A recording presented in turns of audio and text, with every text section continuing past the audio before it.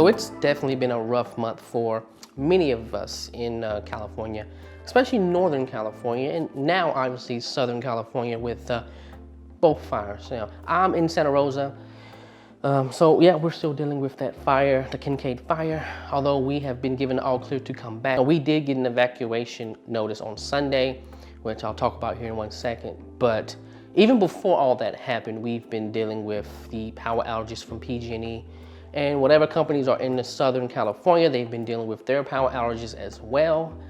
So it has been a very rough month for sure. Now, I've been lucky or fortunate, I would say, to not have to experience the power outages, but it still affects us. Now, no one cares to watch TV.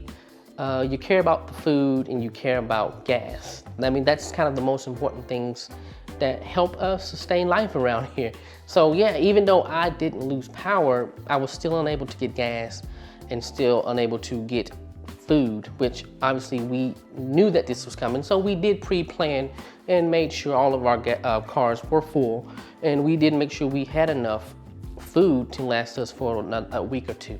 But again, it's just the notion that once this runs out and like literally there's nothing else. So gas stations are closed.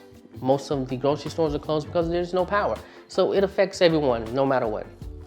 But yeah, that's not really the most important thing, even though it is important because people lose food. But the Kincade fire is kind of what I want to talk about.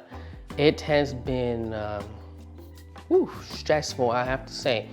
We came very close to having the Kincade fire right on our doorstep, basically.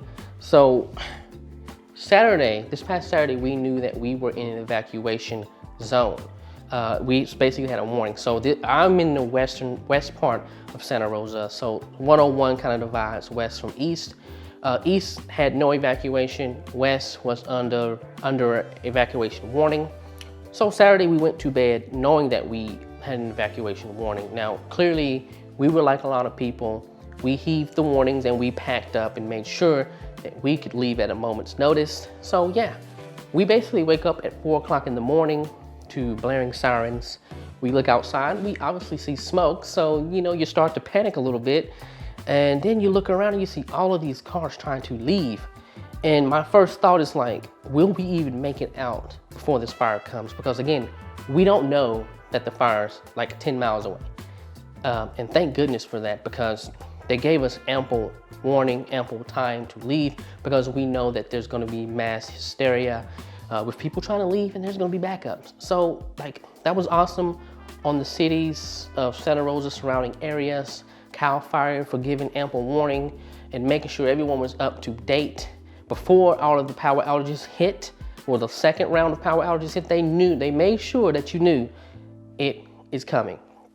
And you have to give a huge shout out to basically the firefighters. We had military here, all of the extra police officers. I mean, they've done an amazing job. But so yeah, Sunday we left and went to San Bruno because the majority of hotels here were basically booked. So we went past San Francisco, old stomping grounds in San Bruno, where I've kind of worked for 4 years before I moved.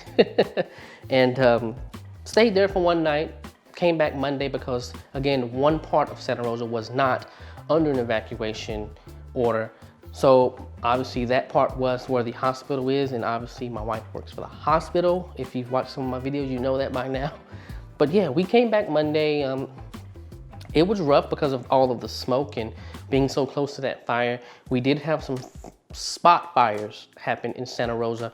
Nothing major. They were able to get to those very, very quickly and put them out. I mean, guys, these firefighters have been fantastic.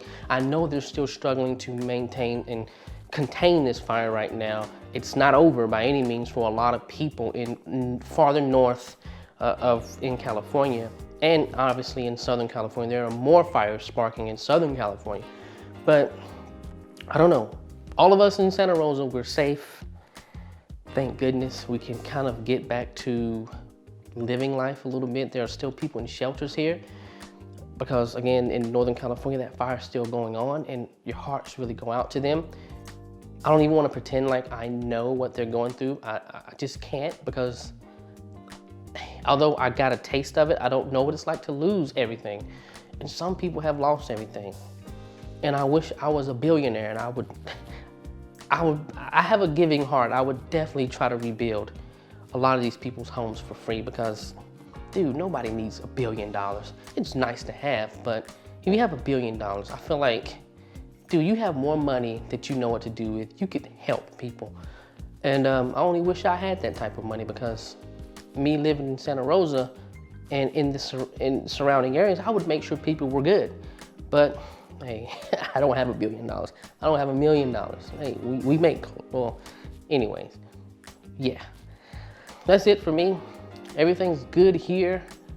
We're hoping and praying for the safety of everyone that's still fighting this fire, and a safe return for everyone that is still not in their homes. I'll see you guys in the next video. Thoughts and prayers again go out to everyone that's still dealing with the fires.